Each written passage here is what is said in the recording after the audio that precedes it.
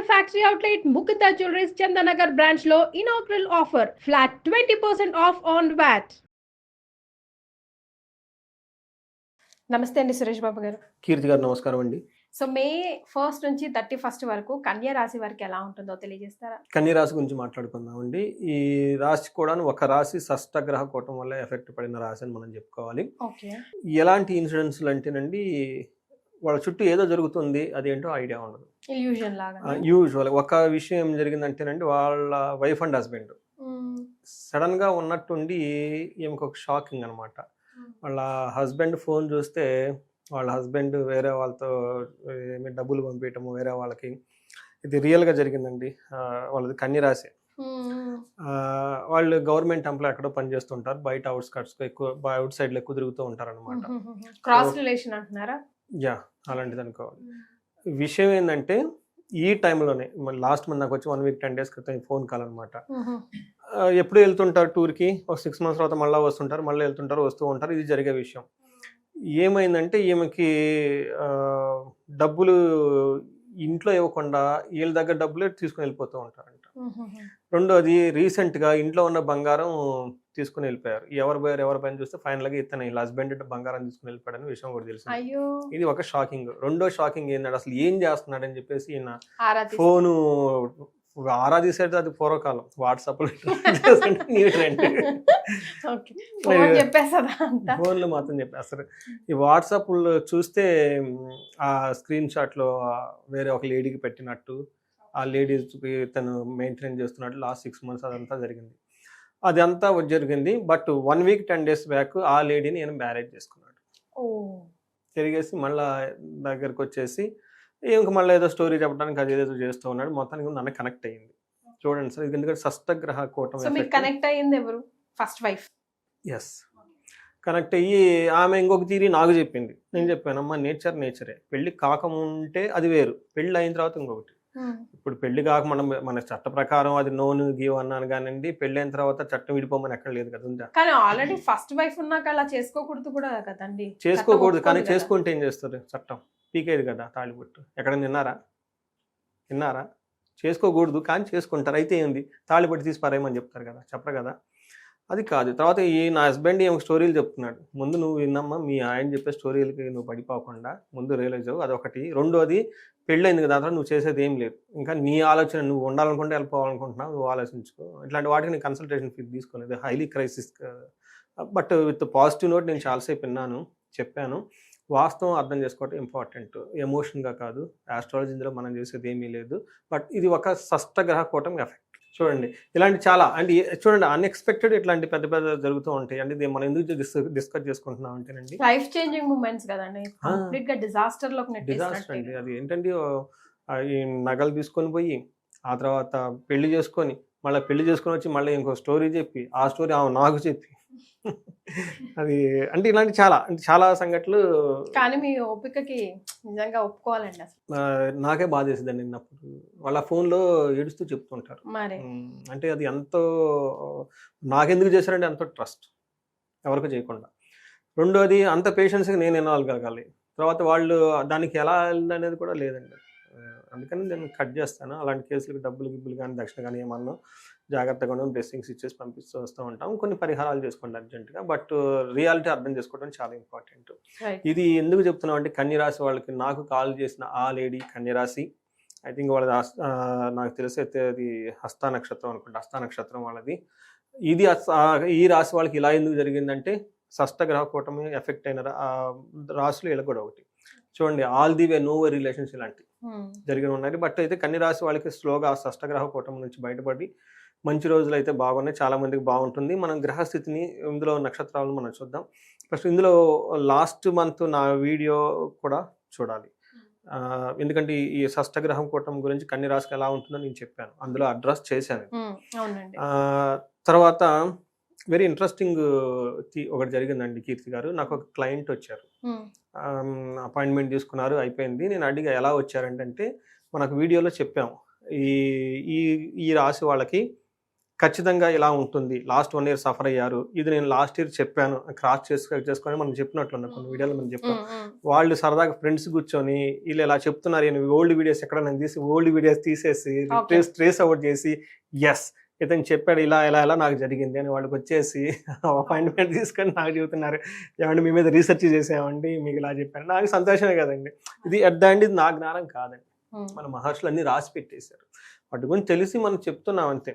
అంతేగాని లేకుంటే నాకేదో థర్డ్ అయ్యి ఉంది, నేను హిమాలయాలకు వెళ్ళాను, సిద్ధులు గిద్దులు ఏం లేదు, జస్ట్ లైక్ సైన్స్ అంతే. మన పౌర్ణమి వస్తే ఎప్పుడు వస్తుంది, అమావాస్య ఎప్పుడు వస్తుంది ఎలా చెప్తామో ఇంకొంచెం డీప్గా స్టడీ చేస్తే అందరికీ తెలిసిపోతుందండి. అందుకని ఇది ప్రతి ఒక్కళ్ళు ఇంట్లో ఉండి ప్రతి ఒక్కళ్ళు తెలుసుకోవాల్సిన జ్ఞానం ఉండేది. మనకి ప్రతి ఇంట్లో ఒక వేదిక ఆస్ట్రాలజర్ ఉండాలని చెప్పేసి ఉండేదండి మనకి పూర్వకాలంలో. అన్ఫార్చునేట్లీ మనం పోగొట్టుకున్నాం దీన్ని. సో ఈ జనరేషన్ వాళ్ళకి మనం నా ద్వారా ఏదైనా కనెక్ట్ చేసి ఒక పాజిటివ్ నోట్ పెడదాం అన్న యాంగిల్తో అక్కడ ఉన్న తీసుకొచ్చి ఇక్కడ చెప్తున్నాను. బట్ కేస్ స్టడీలు వస్తే ఈ కాలం వాళ్ళకి కనెక్ట్ అవుతారని చెప్పేసి చెప్తూ ఉన్నాను అనమాట. 2 కేస్ స్టడీలు కన్యరాశి వాళ్ళకి. అయితే ఇందులో మనం నక్షత్రాలు చూద్దాం. ఉత్తర 2, 3, 4 పాదాలు, హస్త 1, 2, 3, 4 పాదాలు, చిత్త 1, 2 పాదాలంతా మనకి కన్యరాశిలో ఉంటారు. పేరు బలం కనుక చూసుకుంటే ఇందులో టో, పా, పీ, పు, షం, నా, ట, పే, పో అన్న అక్షరాలంతా కూడా కన్యరాశిలో ఉంటారండి. ఇందులో గ్రహస్థితి ఈ మే మంత్లో 4 గ్రహాలు మారుతున్నాయండి. మనకి రాహు కేతువులు గురుడు మారుతూ ఉన్నారు, దాంతోపాటు సూర్యుడు బుధుడు కూడా మారుతూ ఉన్నారు. మనం రాహు కేతువులు తర్వాత వీటి గురించి మనం ఉగాది రాశి ఫలాల్లో చాలా క్లీన్గా చెప్పుకున్నాం. ఒకసారి కన్యరాశి వాళ్ళు అది కూడా చూసుకుంటే అవి ఎలాంటి ఇంపాక్ట్ చేయబోతున్నది ఒకటి అర్థమవుతుంది. బట్ మనం మంత్లీ రిజల్ట్ చెప్పుకుంటున్నాం కాబట్టి మంత్లో కనుక చూసుకుంటే సూర్యుడు వీళ్ళకి బుధుడు ఎక్కువగా ఇంపాక్ట్ క్రియేట్ చేయబోతున్నారు. అందులో మేజర్గా సూర్యుడు వీళ్ళకి కొంచెం ప్రభావితం చేయబోతూ ఉన్నారండి. మనం అదేంటో చూద్దాం. మనకి లఘు గోచారం సూక్ష్మ గోచారం ప్రకారం కనుక చూసుకుంటే ఓవరాల్గా ఈ షష్టగ్రహ కూటమి నుంచి ఆ కలామిటీస్ స్లోగా బయటపడుతూ ఉంటారు.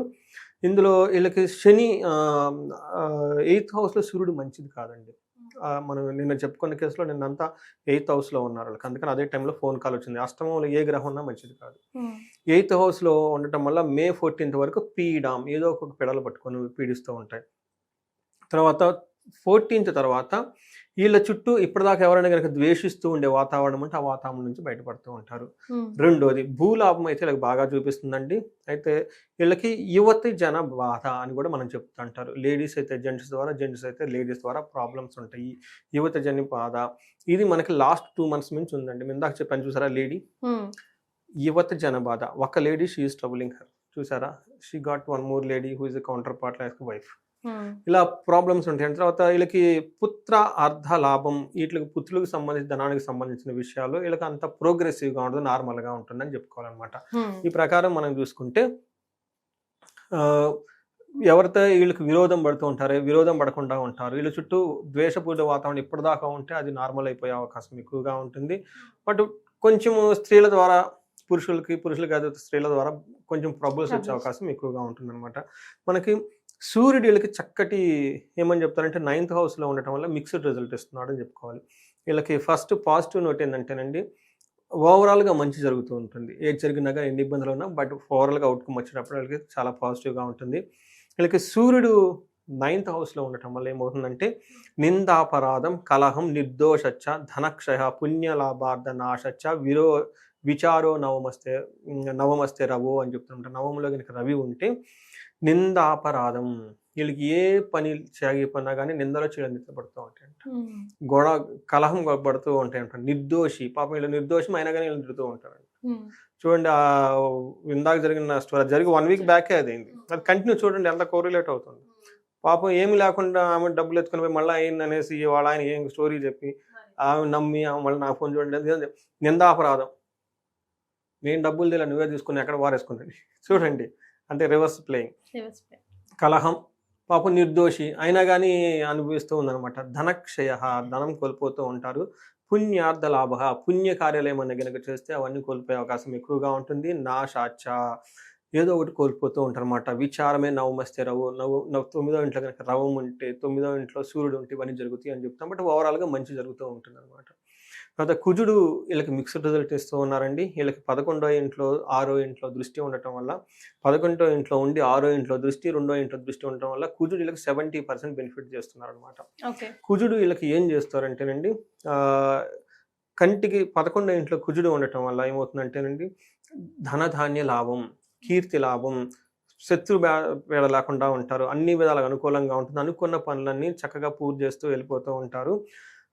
ఒక్క విషయంలో జాగ్రత్తగా ఉండాలి, వీళ్ళు దుర్మార్గులు దుష్టుల సమాసం పడతారు, కొంచెం జాగ్రత్తగా ఉండాలి, మైండ్ కంట్రోల్లో పెట్టుకొని చాలా జాగ్రత్తగా ఉండాలి. అసంతృప్తి ఉంటుంది, శత్రు భయం ఉండి కఠినంగా మాట్లాడుతూ కోపంగా మాట్లాడే అవకాశం ఎక్కువగా ఉంటుంది, అరుచుకోవటం అవన్నీ చేస్తూ ఉంటారు అనమాట. వీళ్ళకి శుక్రుడు మళ్ళీ 7th హౌస్లో ఉండటం వల్ల ఇదంత మంచి యోగ్యత కాదు, మిక్స్డ్ రిజల్ట్ అని చెప్తారు. ఏ విషయం అంటే కోపస్తథా భీతి, సర్వదా క్లేశ జీవనం, స్త్రీ జాడ్యం, మేహరోగాది భృగో సప్తమే ఫలం. 7వ ఇంట్లో శుక్రుడు ఉంటుందా మంచిది కాదని చెప్తారు.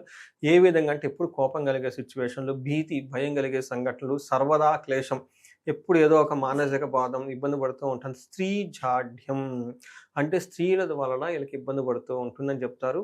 పురుషులైతేనేమో స్త్రీల వల్ల, స్త్రీలైతే పురుషుల వల్ల ఇబ్బంది పడుతూ ఉండే అవకాశం ఎక్కువగా ఉంటుంది. ఇది వీనస్ శుక్రుడు అక్కడ ఉండడం వల్ల. అందులోనూ ఇది మంచి వచ్చేది సెలవు కదండి, వీళ్ళకి లాస్ట్ 2 months నుంచి శుక్రుడు అక్కడే ఉండి ఇబ్బందులు పెడుతూ ఉన్నారు. ఇంకొక 1 month ఉంటారండి. సో మీరు ఇందా చెప్పిన కేస్ స్టడీ కరెక్ట్గా మ్యాచ్ అని చూసారు. మన మహర్షులు ఎప్పుడు రాశారు, ఇది 6000 years బ్యాక్ ఇప్పుడు జరిగింది రాసి పెట్టేశారు చూడండి.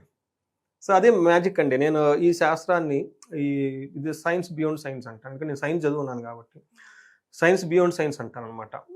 చూడండి ఎంత గ్రేట్ చూడండి, అప్పుడెప్పుడో రాసిన 6000 5000 years బ్యాక్ వీనస్ ఇలా ఉంటే ఇలా జరుగుతుందని సిమిలర్గా నాకు phone calls real time story అండి. ఇప్పుడు చూడండి ఇందులో ఉన్న 3, 4 ఆల్మోస్ట్ కోరిలేషన్ అయిపోయింది. అందులో షష్టగ్రహ కూటమి వీళ్ళకి చాలా ఎఫెక్ట్ కూడా పడిపోయింది. అంటే మోరార్లెస్ ఇదే సిచ్యువేషన్స్ చాలా కాల్స్ నాకు వచ్చేస్తున్నాయి అన్నమాట. తర్వాత లవ్, రొమాన్స్, ప్లేజర్స్ విషయాల్లో అనుకూలంగా ఉంటుంది అనమాట. ఇది మనకి గ్రహస్థితి ఉండటం వల్ల కన్యరాశి వాళ్ళకి మనం చెప్పుకోవచ్చు. మరి నక్షత్రాల ప్రకారం అయితే కన్యరాశి వారికి ఎలా ఉంటుంది? నక్షత్రం ఉత్తర ఫాల్గుని, హస్త, చిత్త నక్షత్రం అని చెప్తారు. ఉత్తర ఫాల్గుని నక్షత్రం వాళ్ళకి రాజ్య లాభము, పరవాసము, క్షేమము అనేవి పాజిటివ్గా ఉన్నాయి, క్షేమంగా ఉంటారు, ప్రమోషన్స్ వస్తాయి, ఫారిన్ అంటే ఉండే అవకాశం చాలా ఎక్కువగా ఉంటుంది, వేరే చోటకి వెళ్ళిపోవటం, వేరే దగ్గర ఉండటము, ఫారిన్ వెళ్ళటం, ఇవన్నీ అనుకూలంగా ఉంది. ఎక్కడ వీళ్ళకి ప్రాబ్లంగా ఉందంటే దరిద్రము, దేహపీడనము, రోగము 2 చూపిస్తుంది. అంటే ఫైనాన్షియల్ క్రైసిస్, హెల్త్ కండిషన్స్ సరిగా లేవు అని చూపిస్తూ ఉంది.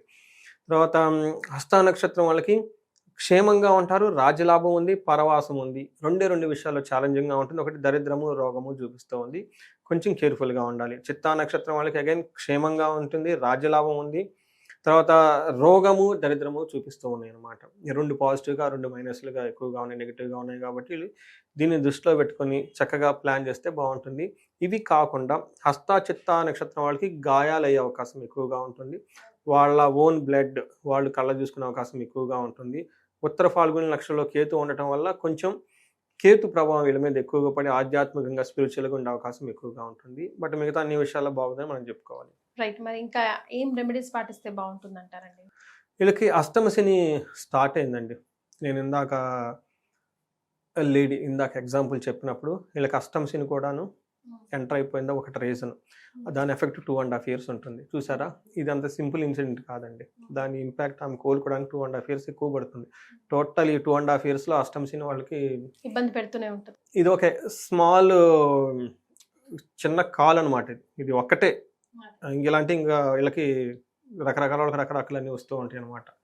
చాలా కేర్ఫుల్గా ఉండాలి. శని యొక్క ప్రభావం వీళ్ళ మీద ఉంది కాబట్టి ఈ రాశి వాళ్ళు ఉగాది రాశి ఫలాలు చూసుకుంటాం, చాలా 1-2 సార్లు చూసుకొని అందులో రెమెడీస్ చెప్పుకున్నాను, అందులో రెమెడీస్ ఫాలో అయితే చాలా బాగుంటుంది. బట్ ఈ మంత్ వరకు కనుక మనం చూసుకుంటే వీళ్ళకి రాజ్య లాభం చూపిస్తుందండి, హయ్యర్ ప్రమోషన్స్ వచ్చే అవకాశం ఎక్కువగా ఉంది.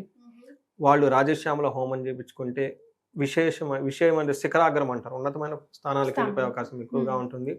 తర్వాత వీళ్ళకి ఓవరాల్గా క్షేమంగా ఉంటారు. హెల్త్ కాంప్లికేషన్స్ ఉండే అవకాశం ఎక్కువ, ఎందుకంటే తులసి చెట్టుకి, ఎందుకంటే శుక్రుని వల్ల రోగం వస్తుందండి, హెల్త్ ప్రాబ్లం. అంటే ప్రతిదానికి అన్ని గ్రహాలు కదండి, బట్ ఈసారి వీళ్ళకి హెల్త్ సరిగా లేకపోవడానికి కారణం శుక్ర గ్రహం కాబట్టి శుక్రవారాలు కొంచెం నియమంగా ఉండాలి, కొంచెం లైట్గా సాత్విక ఆహారం తీసుకొని తులసి చెట్టుకి పూజ చేయటం, అమ్మవారి గుడికి వెళ్ళటం చాలా విశేషం. పర్టికులర్గా మనకి శ్రీ సూక్తం కానీ, కనకదార స్తోత్రం కానీ ఇలాంటి చదువుకుంటూ ఉండి మనకు శుక్రవారం పాటు అమ్మవారి దేవాలయాలకు వెళ్ళటం చాలా ఇంపార్టెంట్. రెండోది సూర్యుడి వల్ల దరిద్రము, దేహపీడనం కలుగుతున్నాయి కాబట్టి సూర్యుడికి ఆర్గ్యం చేయటం, లేదంటే ప్రొఫెషనల్ రిలేటెడ్ మ్యాటర్స్లో ఎవరైనా ఇబ్బంది పడుతూ ఉంటే ఆదిత్య హృదయ స్తోత్రం అని ఉంటుందండి, దాన్ని చదువుకోవటం. లేదంటే సూర్య నమస్కారాలు చేయటం, ఇవన్నీ చేస్తే చాలా బాగుంటుంది. బట్ మార్స్ వల్ల ఓవరాల్గా బాగుంది కాబట్టి ఇంకా వీళ్ళకి ఎవరైనా శత్రు బాధలు కనుక ఉంటే వాళ్ళు మన్యు పాశుపత అభిషేకం చేయించుకున్న చాలా బాగుంటుంది. దీంతో పాటు వీళ్ళు చండీ హోమం ఇంట్లో చేయించుకోవటం నేర్చుకోండి. ఎందుకంటే కొంచెం డబ్బులండి, ఒక మంత్లీ ఒక 50 lakh ఇయర్లీ ఒక 50 lakh అంతకంటే ఎక్కువ ఆదాయం ఎవరికైతే ఉంటుంది ఇళ్లలో చేయించుకోవడం చాలా మొత్తం అండి. హోమాలు కానివ్వండి, జపాలు కానివ్వండి, దానాలు ఇవన్నీ ఇంట్లో ప్రాపర్గా చేయించుకుంటే వేద ఘోష ఉంటుంది కాబట్టి నెగిటివ్ వైబ్స్ ఏమైనా ఉన్నా కానీ, కొంతమంది ఇల్లు చాలా పెద్దది ఉంటుంది, డూప్లెక్స్ హౌస్ ఉంటుంది, పెద్ద ప్రహరీ ఉంటుంది, అట్లాంటి వాటిల్లో కూడాను వాళ్ళకి తెలవకుండా పెద్ద ఇంట్లో ఎక్కడో నెగిటివ్ వైబ్స్ ఉంటాయండి. ఇవన్నీ పోతాయి హోమం కానీ అవన్నీ చేయించుకుంటే. ఇది కాకుండా మనకి ఈ మంత్లో ఎవరైనా కనుక బర్త్డేస్ కానివ్వండి, మ్యారేజ్ డేస్ ఇలాంటివి ఉంటే వేద ఆశీర్వాదం తీసుకోవటం చాలా చాలా ముఖ్యమని నేను అందరికి సజెస్ట్ చేస్తాను. మనకి పురాణాల్లో చెప్పారు, శాస్త్రాలు చెప్పారు, వేదం చెప్పేటప్పుడు ఒక అక్షరం ఈజ్వల్ టు ఒకసారి విష్ణు సహస్రనామం చదివినంత. ఒక 1/2 hour వాళ్ళ వేద ఘోష గణపాటి కనుక ఏదైనా మంత్రం తీసుకొని చేస్తూ ఉంటే ఆ వైబ్రేషన్స్కి వాళ్ళు ఎంత బాగుంటుంది. నేను రీసెంట్గా చేపిస్తున్నప్పుడు చాలామంది ఈ వేద ఆశీర్వాదం పెట్టేటప్పటికి కళలో ఆనంద బాష్పాలు వచ్చేస్తాయండి. ఆ ఇంట్లో ఉన్న నెగిటివ్ ఎనర్జీ అంతా పోయి. సో మీరున్న చోట చక్కగా ఎక్కడ దేవస్థానాలు కానివ్వండి, బ్రాహ్మణ సంఘాలు ఇవన్నీ ఉంటాయండి. వేద పాఠశాలకు వెళ్ళిపోయేసి వాళ్ళని పిలిపించుకొని ఇంట్లో వేద ఘోష చూపించుకోమని చెప్పేసి, అది మనకి బర్త్డే సందర్భంగా లేదంటే యానివర్సరీ ఇంకా ఏదైనా ముఖ్యమైన పనులు ఉన్నప్పుడు చక్కగా కూడా చేయించేసుకోమని చెప్తాను. రైట్, చాలా సంతోషం అండి. కన్యా రాశి వారికి ముఖ్యంగా May 1st నుంచి 31st వరకు ఎలా ఉంటుందో తెలియజేశారు. ధన్యవాదాలు. ధన్యవాదాలండి.